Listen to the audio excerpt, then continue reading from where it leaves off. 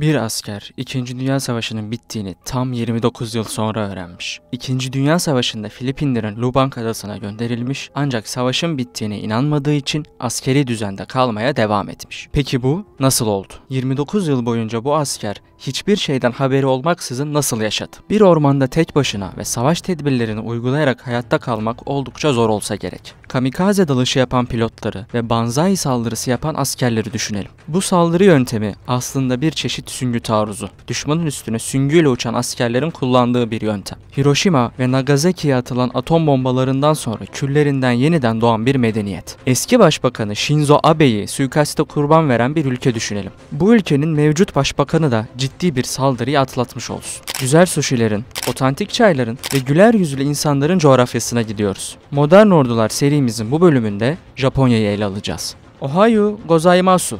Hazırsanız başlayalım.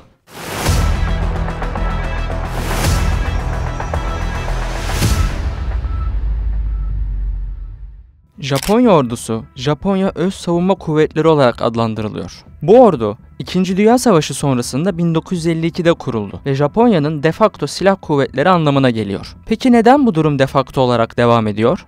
Esasında bunu açıklamak için birazcık tarihin tozlu raflarına gidebiliriz ya da tozlu sayfalarına gidebiliriz. Ve çok fazla geriye gitmemize gerek yok ama 1800'lerden başlatabiliriz. Özellikle de o Meiji Restorasyonu dönemiyle. Ve bu dönemde aslında Japonya kendini biraz daha dışa doğru açmaya başlıyor ve bu dışa doğru açılım aslında 20. yüzyılda o güçlü militarist Japon dediğimiz karakteri ortaya çıkartıyor. Biraz da batılılaşmayla birlikte, batı tarzı politikalarla birlikte biz özellikle de 20. yüzyılın başlarında güçlü, askeri anlamda, donanım anlamında güçlü bir Japonya'yı görüyoruz. Tabii çok geriye gitmeyeceğiz dedim ama 1800'lerden başlatmış oldum. Lakin 20. yüzyılın başlarına geldiğimiz özellikle 1. Dünya Savaşı'nın siz de siyasi tarih, inkılap tarihi derslerinden hatırlarsanız o süreçte aslında bir Japon saldırganlığından, onun küçük bir emaresinden bahsedebiliyoruz. Ama süreç 2. Dünya Savaşı'na geldiğinde başta Asya Pasifik olmak üzere tüm dünyayı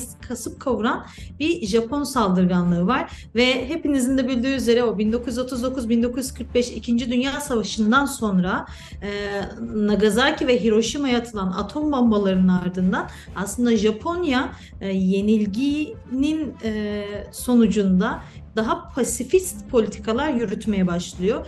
1952'li yıllara kadar biz Japonya'nın yenilen bir devlet statüsüyle aslında bağımsızlığının, egemenliğinin biraz daha törpülendiğini görüyoruz. Japonya, savunma ihtiyacını 1945 yılında yaşadığı atom bombası felaketlerinden sonra ABD'den temin ediyor. 8 Eylül 1951 yılında imzalanan ittifak anlaşmasıyla bu durum resmiyet kazandı. Klasik bizde olduğu gibi hava, deniz, kara askeri kuvvetlerine sahip olması bir bakıma uygun görülmüyor ya da yasaklanmış oluyor. Onun yerine Japonya'nın öz savunma kuvvetlerinden bahsediyoruz. Yani savunma kuvvetleri ya da bir ordu değil.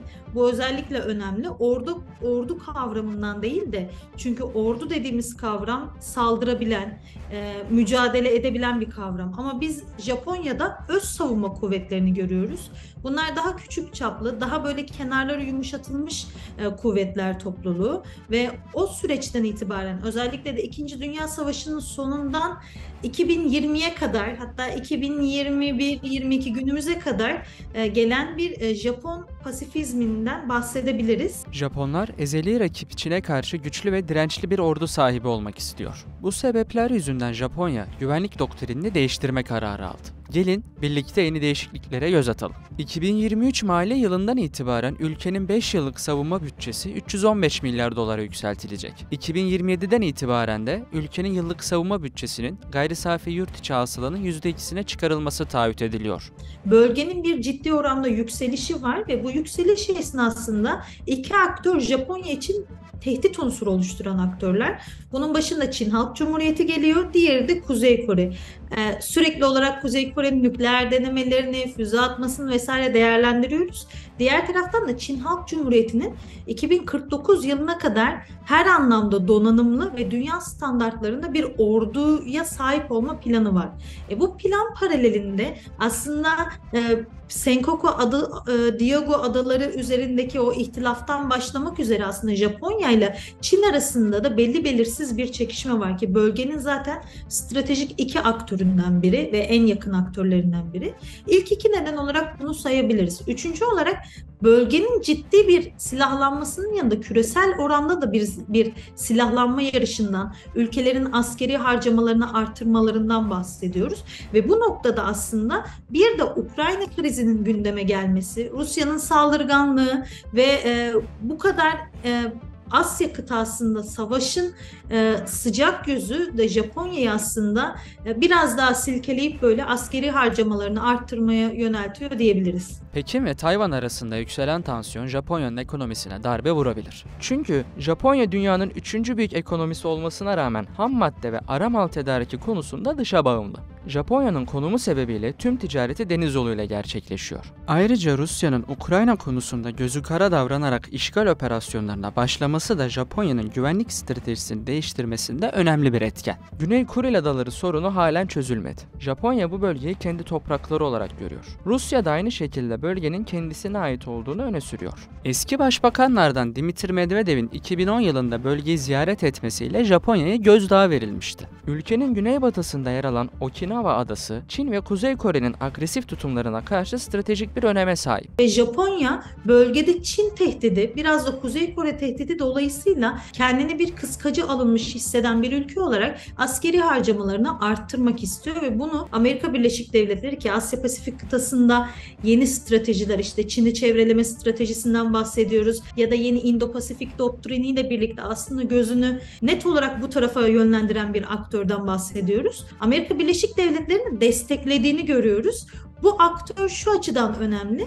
Japonya'nın pasifist politikalara yönelmesini ve Almanya'nın yönlendiren aktör kimdi? Amerika Birleşik Devletleri'ydi. Şimdi Amerika Birleşik Devletleri'nin Japonya'yı ve Almanya'yı da destekleyerek bu sefer de daha militarist bir tavra yerleşmeye, bu tavra bürünmeyi desteklediğini görüyoruz. Bu da özellikle de Asya Pasifik kıtasının geleceği için ya da dünyanın geleceği için oldukça önemli bir süreç ama Japonya açısından baktığınızda, Japonya noktasına değerlendirdiğimizde başta bir A2AD doktrin dediğimiz yani kendi hava savunma doktrini arttırmayı, uzun menzilli füzelere karşı kendi savunmasını arttırmayı ve daha fazla askeri platformları hem hava hem kara hem deniz platformlarına yönelerek bu %2'lik yani 50 küsür 48 trilyon küsür yenlik harcamanın daha fazlasına ulaşmayı hedefliyor.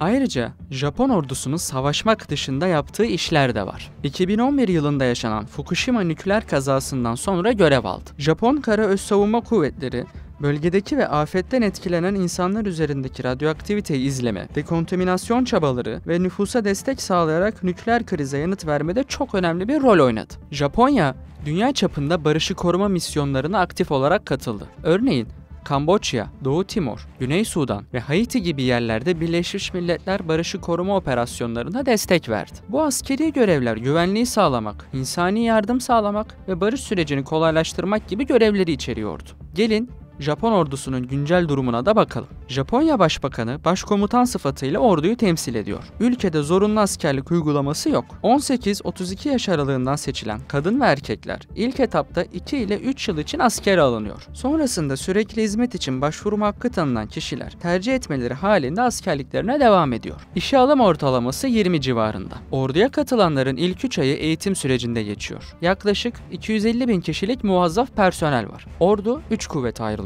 Bu kollar Japon Kara Öz Savunma Kuvvetleri, Japon Deniz Öz Savunma Kuvvetleri ve Japon Hava Öz Savunma Kuvvetleri olarak isimlendiriliyor. Kara Öz Savunma Kuvvetleri ile başlayalım.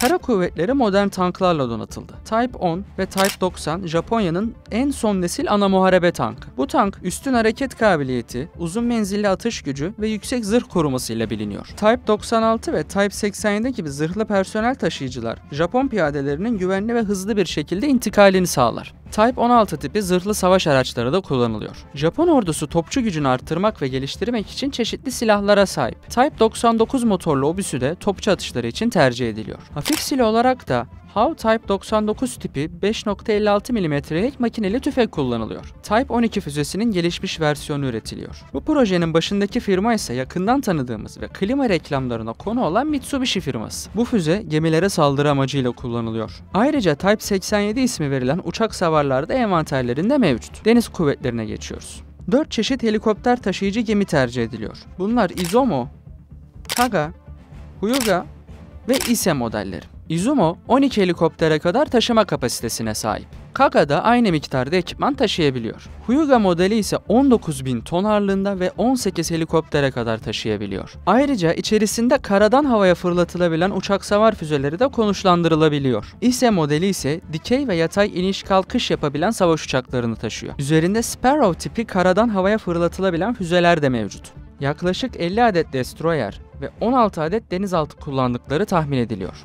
1 adet mayın temizleme filosu ve 6 adet denizaltı tümeni şeklinde yapılanıyor. Japonya Deniz Öz Savunma Kuvvetleri'nin uluslararası deniz güvenliğine olan katkılarına değinelim. Aden Körfezi ve Kızıldeniz çevresindeki korsanlık faaliyetlerine karşılık kurulan uluslararası savunma gruplarına da destek sağladı. Somali kıyılarında artan korsanlık olaylarına yanıt olarak Japonya, Deniz Öz Savunma Kuvvetleri'ni Aden Körfezi'ne konuşlandırdı. Japon donanma gemileri ticari gemilere eşlik etmek, korsanlıkla mücadele devriyeleri yürütmek ve bölgedeki deniz ticaret yollarının güvenliğini sağladı. Çünkü bu bölge dünyanın en riskli bölgesi. Korsanlar bölgeden geçen her gemiden payını almak istiyor. Bu yüzden bu bölgede seyahat edenler kargolarının güvenliği için yüksek ücretler ödeyerek en üst düzey koruma temin ediyor. Ayrıca Ishikawajima Harima şirketi de deniz araçlarının dizel motorlarının tedarikinde baş aktör. Sırada hava kuvvetleri var. Kullandıkları ekipmanlarla başlayalım. F-15 Eagle ve F-15J modelleri tercih ediliyor. Bu uçaklar hava muharebeleri ve havadan karaya yapılan saldırılar için kullanılıyor. Bu uçaklar yüksek manevra kabiliyeti ve gelişmiş aviyonik sistemleriyle biliniyor. F-2 uçağı da envanterlerinde yer alıyor. Bu uçağı F-16'ların Japon versiyonu olarak özetleyebiliriz. Japon Mitsubishi firması ve Amerikan firması Lockheed Martin tarafından ortak olarak üretildi. 2011 yılında üretimi durduruldu. Ancak halen operasyonlarda kullanılıyor. Nakliye uçakları da kullanılıyor. C-130 Herkül tipi uçaklar personel ve malzeme taşıma amacıyla kullanılıyor. Hava indirme operasyonları ve insani yardım faaliyetlerinde tercih ediliyor. Esnekliği ve uzun menziliyle ön plana çıkıyor. C-2 tipi uçaklarsa büyük yük taşımacılığı için envanterde yer alıyor. Havadan erken ve ihbar kontrol uçakları olarak E-2 Hawkeye ve E-767 uçakları görevlendiriliyor. Bu uçaklar hava sahası gözetiminde, hava trafik kontrolünde ve radar gözlemlerinde kullanılıyor. AH-64 Apache ve CH-47 Chinook helikopterleri sayesinde hava ve hava-yer operasyonlarıyla taşıma operasyonları yapılıyor. Hava savunma sistemleri olarak Patriot, Aegis Ashore, Type 03 Chu, Type 11 ve Type 81'ler tercih ediliyor. Japonya ilk yerli jet avcı uçağını geliştirmek için çalışmalara başladı. Japonya'nın yerli savaş uçağı projesinin 2030'larda tamamlanıp envantere girmesi bekleniyor. Projenin lideri Mitsubishi firması. Kawasaki firması da helikopter, askeri simülatörler, jet motorları ve havadan fırlatılan füze üretiminde lider konumda. Lockheed Martin firmasıyla da sıkı ilişkiler kuruluyor. Savaş uçakları, radar sistemleri ve füze savunma sistemleri gibi çeşitli ABD menşeili askeri ekipmanların tedariği sağlanıyor. 11 Eylül saldırılarının ardından biz Japonya'da kendi askeri harcamalarını arttırma ya da böyle o pasifist politikalardan bir adım geri atmaya yönelik bir atılımı görmeye başlıyoruz. Özellikle de 2008 yılında harcamalarını böyle bir gıdım daha arttırıyor. 2004'te bunun biraz postürünü gösteriyor ve 2008'de harcamalarını küçük bir oranda arttırıyor ve buna Japonya'da ya da Japonya'yı araştıran kişiler, özellikle de savunma alanında araştıran kişiler, Japonya'nın askeri anlamda normalleşme süreci deniliyor. Ancak özellikle 2020'den itibaren ve bu yıl içinde bulunduğumuz yıl ilan edilen o beyaz kitap, Japon beyaz kitabı ile birlikte biz Japonya'nın askeri harcamalarını gönüllü olarak ciddi oranda arttırmayı beyan ettiğini görüyoruz. Dönüştürülen savunma politikalarının ulusal güvenlik ortamında gerçekleşen değişikliklerle birlikte artan askeri yetki ve sorumlulukları beraberinde getirmesi beklenebilir. Bu durumun komşu ülkelerin Japonya'yı askeri bir güç olarak algılamaması ve 2. Dünya Savaşı öncesindeki durum gibi hızlı bir silahlanma yarışı başlatmaması gerekiyor. Yeni güvenlik atmosferinin ortaya çıkmasına ve öncelikle Asya-Pasifik bölgesinde, daha sonra da küresel ölçekte güvenlik rekabetinin ateşini körüklemesine sebep olabilir. Japonya'nın yeni politikasının ABD ve Avrupa tarafından desteklendiğini söyleyebiliriz. Asya Pasifik bölgesinde siyasi ve ekonomik bir güç olan Japonya'nın pek uzak olmayan takvimde askeri gücünü gösterebileceğini tahmin edebiliriz. Modern Ordular serimizin bu içeriğinde Japonya ordusuna yer verdik. Bir sonraki videomuzda hangi orduyu görmek istediğinizi ve fikirlerinizi yorumlarda belirtmeyi unutmayın. İzlediğiniz için teşekkürler.